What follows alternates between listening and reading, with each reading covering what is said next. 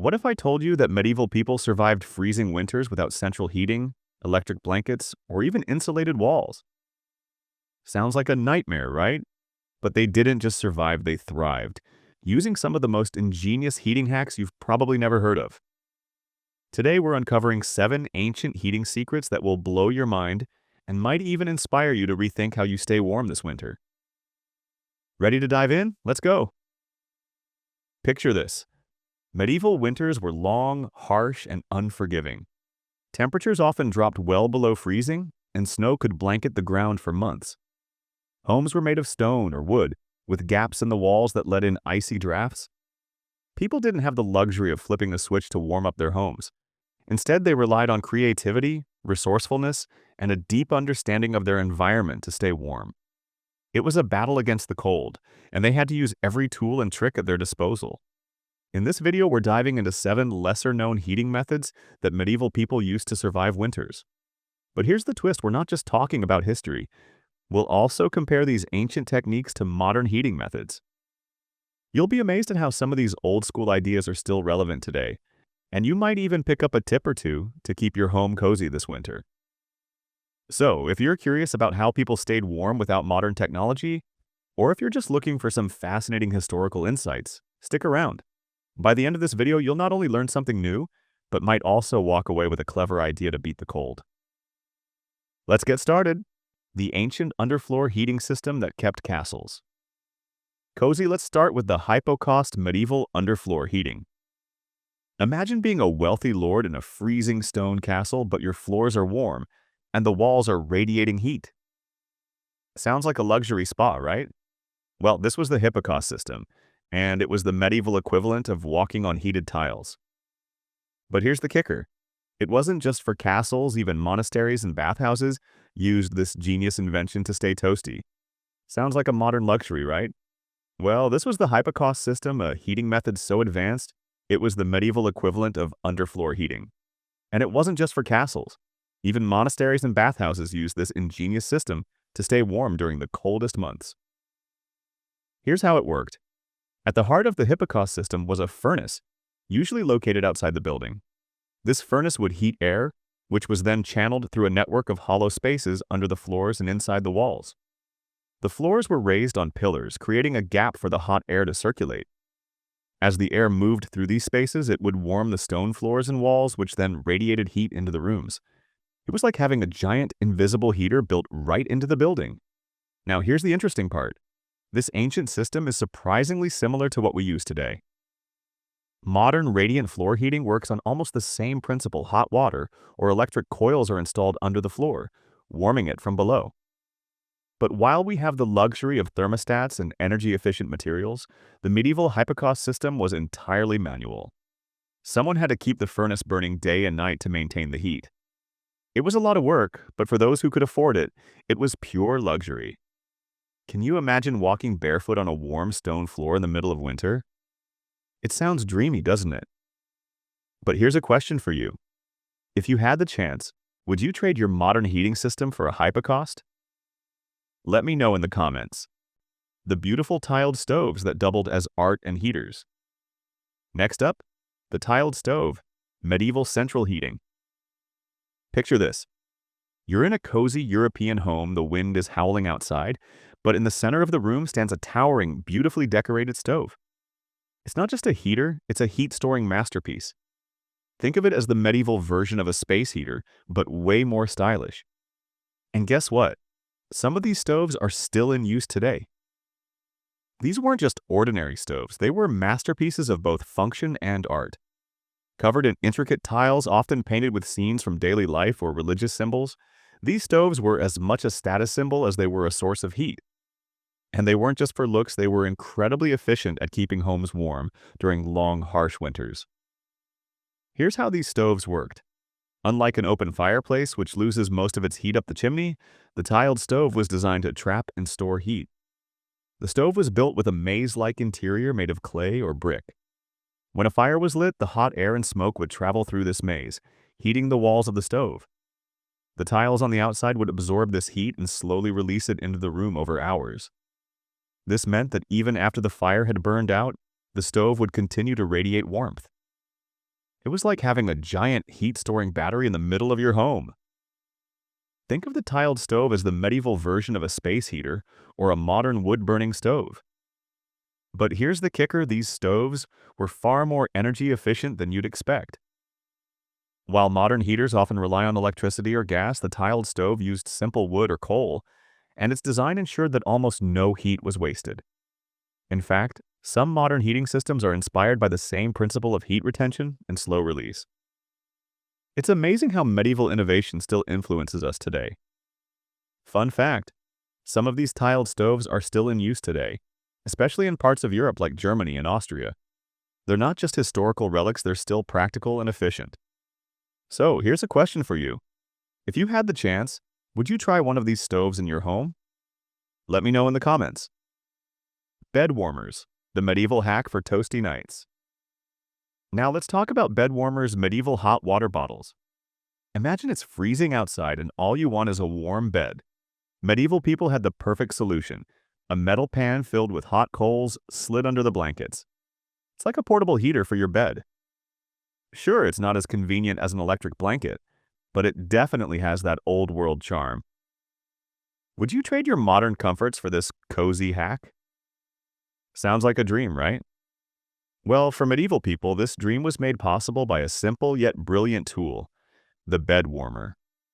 These weren't just practical, they were a lifesaver on those icy nights when the cold seemed to seep into your bones. Here's how it worked. A bed warmer was usually a metal pan with a long handle, often made of brass or copper. Before going to bed, someone would fill the pan with hot coals from the fireplace or heated stones.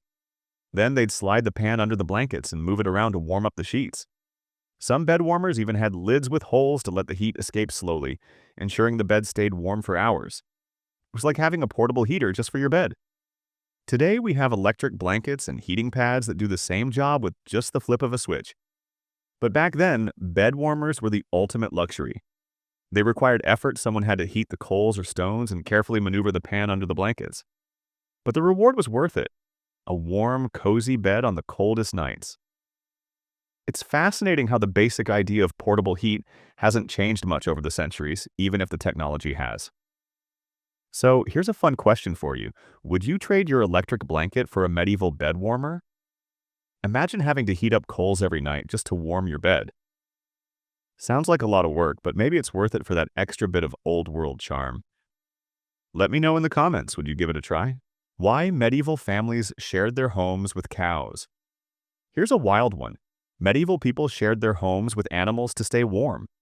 Yes, cows, horses, and even chickens were roommates. Imagine snuggling up to a cow for warmth. Sounds weird, but it worked. It's like the medieval version of eco-friendly heating. Could you imagine sharing your living room with a cow? Let's just say I'm grateful for radiators. But instead of cranking up the thermostat, which of course didn't exist, medieval families had another trick up their sleeves, or rather, in their homes. They brought their livestock inside. Cows, horses, sheep, and even chickens would share the same living space as the family. It might sound strange to us today, but for medieval people, this was a practical and effective way to survive the winter. Here's how it worked. Animals like cows and horses generate a lot of body heat.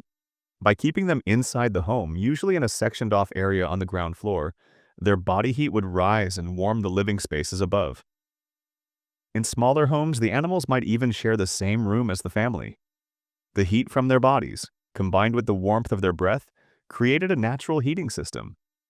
It wasn't the most glamorous solution, but it worked especially in rural areas where resources were scarce and winters were brutal. While we don't share our homes with livestock anymore, the concept of using body heat is still alive in modern passive heating designs. For example, some eco-friendly homes use the heat generated by appliances or even people to warm the space. The idea is the same: harness natural heat sources to stay warm. It's fascinating how medieval ingenuity continues to inspire modern technology. Now, here's a question for you. Could you imagine sharing your living room with a cow? Or waking up to the sound of chickens clucking next to your bed? Let's just say I'm grateful for modern heating.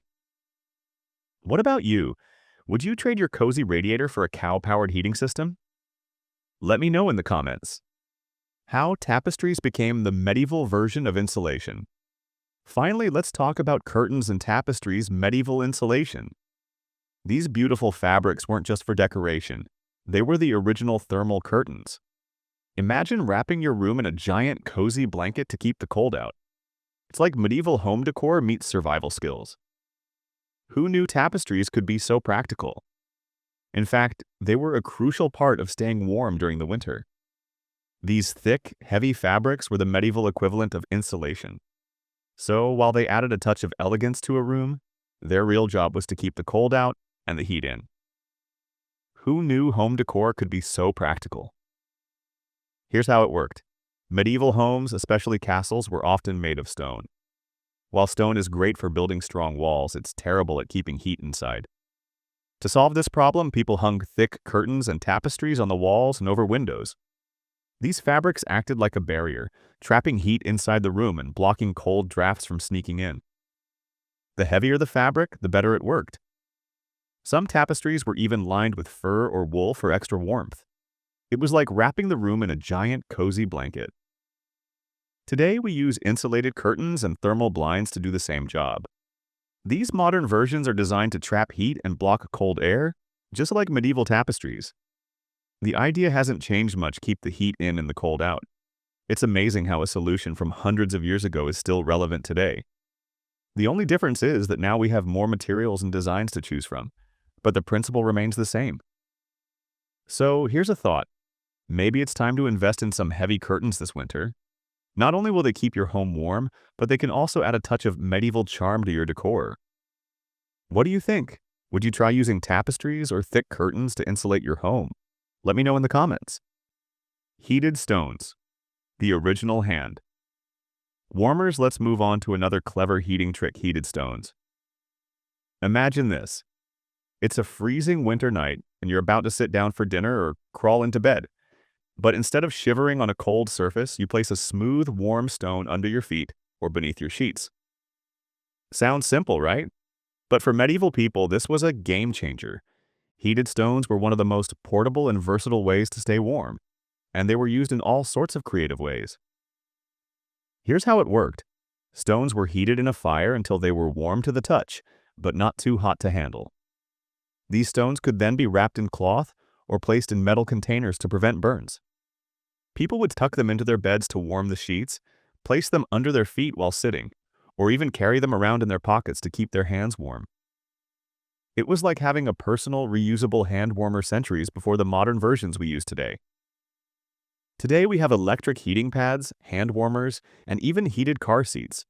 But the idea of using a portable heat source is the same. The only difference is that we've replaced stones with batteries and electricity. Still, the simplicity of heated stones is something to admire.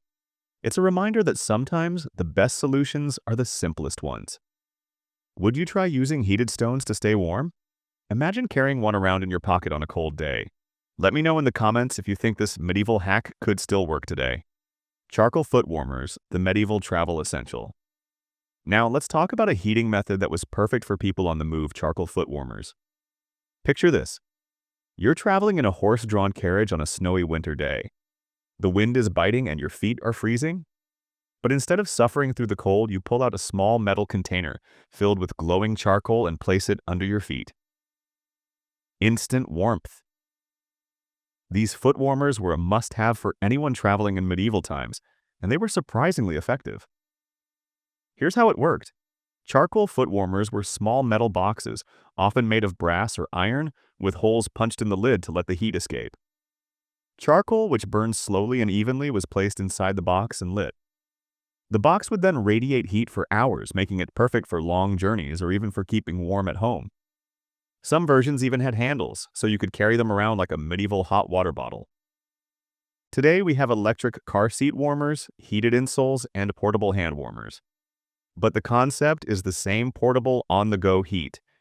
It's amazing how medieval people figured out how to stay warm even while traveling, without any of the modern conveniences we take for granted.